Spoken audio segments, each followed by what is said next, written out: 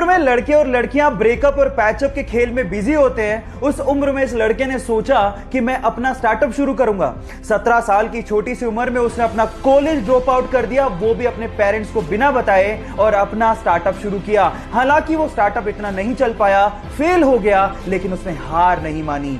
3 साल की कड़ी रिसर्च के बाद सन 2013 में उसने एक दूसरा स्टार्टअप शुरू किया और देखते ही देखते वो कंपनी इंडिया में $10 बिलियन की कंपनी बन गई। जी हां, मैं बात कर रहा हूं ओयो फाउंडर रितेश अग्रवाल की, जो कि इंडिया में यंगेस्ट बिलियनर भी हैं।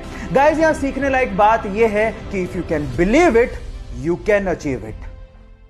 जब वो हैदराबाद जाने के लिए रेलवे प्लेटफॉर्म पे खड़ा था तो पैर फिसलने की वजह से वो सामने से आती हुई ट्रेन की चपेट में आ गया, जिसकी वजह से उसके दोनों पैर कट गए। 2 घंटे तक उसको किसी ने हाथ भी नहीं लगाया और 6 घंटे की मशक्कत के बाद उसे अस्पताल पहुंचाया गया, जहां पर डॉक्टर्स ने उसकी मां को कहा कि इसके शरीर से पूरा खून बह चुका है, अब वो जिंदा नहीं बच सकता। लेकिन फिर भी उसकी मां ने कहा कि चाहे जिंदा रहे या मरे, मैं इसका इलाज जरूर कराऊंगी क्योंकि ये मेरा बेटा है। जैसे तैसे पैसे जुटाकर उसका इलाज करवाया गया। वो जिंदा तो बच गया, लेकिन उसने अपने पैर गवा दिए। इस सिचुएशन पे उसके भाई ने उसका साथ छोड़ दिया। लोगों ने उसे भीख मांगने तक की सलाह दे दी, लेकिन उसने कहा कि मैं भीख नहीं मांगूंगा, मैं हार नहीं मानूंगा। उसने जिम ज्वाइन किया, अपनी बॉडी बनाई, वीडियोस अपलोड की और बहुत सारे लोगों के लिए एक मिसाल बन गया। उसका नाम है देव मिश्रा, जिसने हमें यह सिखाया कि जिंदगी हौसले से जी जाती है। यह बात उस वक्त की है जब पाकिस्तान के अब्दुल खालिद को एशिया का सबसे तेज धावक माना जाता था, लेकिन भारत के मिल्खा सिंह ने उन्हें टोक्यो में हरा दिया। तब पाकिस्तानियों ने कहना शुरू कर दिया ये तो तुक्का है, मिल्खा सिंह तुक्के से जीता है।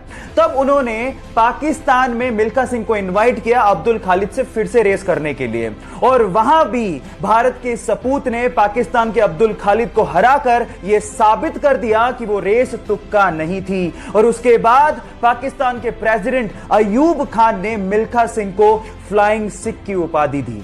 आज से दुनिया तुम्हें एक सिख नहीं बल्कि फ्लाइंग सिख के नाम से जानेगी। सलाम है ऐसे सिख को जिसने भारत का नाम रोशन किया और हमारा सिर फख्र से ऊंचा किया। 1997 में पैराशूटिंग के दौरान उसका पैराशूट ही नहीं खुला और वो सीधे जमीन पर आकर गिरा।